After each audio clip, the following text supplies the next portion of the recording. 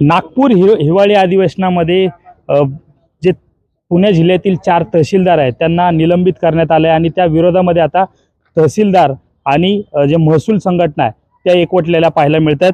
आणि दौंडच्या या महसूल कार्यालय शेजारी तहसील कार्यालयाच्या इथं त्यांनी काम बंद आंदोलन आणि सामूहिक रजेवर गेलेले आपल्याला पाहायला मिळते।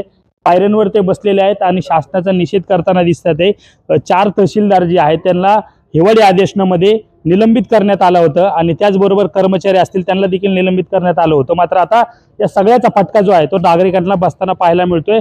इथं काम घेऊन आलेल्या नागरिकांचं काम होत नाही, त्यामुळे हा संप कधी मिटणार असा देखील नागरिकांकडून आक्रोश व्यक्त करण्यात येतोय। आपल्यासोबत नागरिक आहे, नेमकं तुमचं काय म्हणणं आहे, कोणत्या कामासाठी तुम्ही आला होता इथं?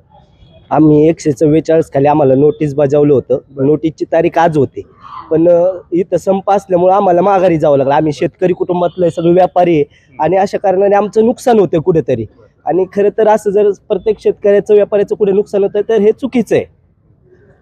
तुम्ही किती लांबून आला होता, नेमकं काय? 40 ते 45 किलोमीटर अंतरावरून आलेलो आहे। आता आमचं काही काम झालेलं नाही, त्यांनी आम्हाला पुढची तारीख दिलेली आहे। आणखी काय काय काम होतं तुमचं, नेमकं काय काम होतं आणि आता इथून काय सांगण्यात येते कार्यालयाकडून? केसच्या संदर्भातच आम्ही आलो होतो, तर कार्यालयाकडनं सांगितलेलं की संप आहे, तुम्ही पुढच्या तारखेला इथं हजर राहा। आपण जर पाहिलं तर लोकांची कामं, नागरिकांची कामं जी आहेत ते अडून राहिलेले आहेत आणि हा संप जो आहे तो लवकरात लवकर मिटवण्यात यावा अशी मागणी देखील या नागरिकांकडून करण्यात येते। त्यामुळे शासनाने याच्यामध्ये लवकरात लवकर लक्ष घालून हा संप जो आहे तो याच्यातून मध्यस्थी काढून संपवण्याची मागणी जी आहे नागरिकांकडून करण्यात येते। कॅमेरा पर्सन दीपक सोनसह सुमित सोनोने, न्यूज 18 लोकमत, दौंड।